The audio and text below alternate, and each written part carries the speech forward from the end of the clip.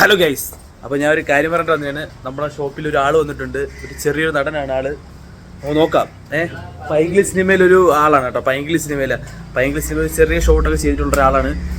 ആള് ഒരു തങ്കു ഗ്യാങ്ങിലെ അല്ലേ, തങ്കു അല്ലേ, തങ്കു ഗ്യാങ്ങിൽ ചെറിയൊരു ഗുണ്ട സെറ്റപ്പ് ഒക്കെ ഉള്ള ഒരാളാണ്. ഭയങ്കര സീനാണ് ഒരാള് അല്ലേ, സീനല്ലേ, നല്ല സീനാണ്. അപ്പോൾ ജസ്റ്റ് ഒന്ന് പരിചയപ്പെടുത്താം കേട്ടോ. നോക്കിക്കോണം, എല്ലാവരും നോക്കിക്കോണം കേട്ടോ.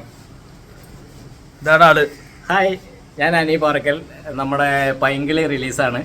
പൈങ്കിളി റിലീസ് തിയേറ്ററിൽ ഇങ്ങനെ കോമഡിയുടെ സെറ്റപ്പൊക്കെ ആയിട്ട് അടിപൊളിയായിട്ട് പോവുകയാണ്. പിന്നെ എന്താ പറയുക, ഒരുപാട് സന്തോഷമുണ്ട്.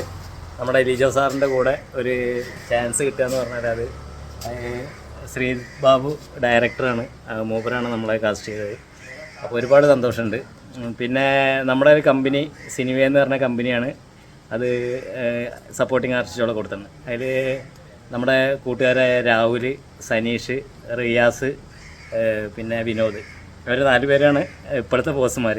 അപ്പോൾ ഞങ്ങളാണ് ആ പടം മൊത്തം ഞങ്ങൾ ക്രൗഡിനൊക്കെ കൊടുത്തിട്ടുണ്ട്, എല്ലാത്തിനും. പക്ഷേ രാവിലെ നമ്മളെ വിളിച്ചിട്ട് ഇങ്ങനെ ഒരു സംഭവം ഉണ്ടെന്ന് പറഞ്ഞപ്പോൾ എനിക്ക് ഒരുപാട് സന്തോഷമായി. ഞാനപ്പോൾ അതിൽ ഇത്രയും പ്രതീക്ഷിച്ചില്ല അവിടെ പോയപ്പോൾ. പക്ഷേ ശ്രീതേട്ടൻ ഡയറക്ടർ, ശ്രീതേട്ടൻ ജിത്തുവേട്ടനൊക്കെ ഉണ്ട് അവിടെ. ശ്രീതേട്ടൻ പറഞ്ഞു, ലിജോ സാറിൻ്റെ കൂടെ ഇങ്ങനെ ഒരു സംഭവം ചെയ്യണം, അത് നീ തന്നെ ചെയ്യണം എന്ന് പറഞ്ഞു.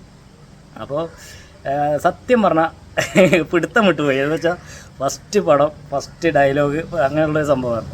അപ്പോൾ ആ ഒരു ഇതിൽ ഭയങ്കര ടെൻഷനുണ്ടായിരുന്നു, ഒരുപാട് ഇതായി, കുറേ ടേക്കൊക്കെ അങ്ങനെ ഇതായിട്ട് പോയെങ്കിലും പക്ഷേ ഒരുപാട് സന്തോഷമുണ്ട് അങ്ങനത്തെ ഒരു ഫ്ലോർ കിട്ടിയത്. അതിന് ശ്രീത് ബാബു ഏട്ടനോട് ഒരുപാട് നന്ദി അറിയിക്കുന്നു. പൈങ്കിളി എല്ലാവരും പോയി കാണാം, നല്ല മസ്റ്റ് വാച്ച് മൂവിയാണ്.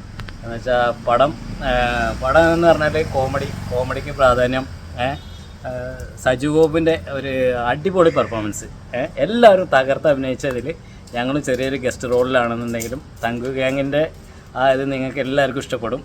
അപ്പോൾ എല്ലാവരും തിയേറ്ററിൽ മസ്റ്റ് വാച്ച്.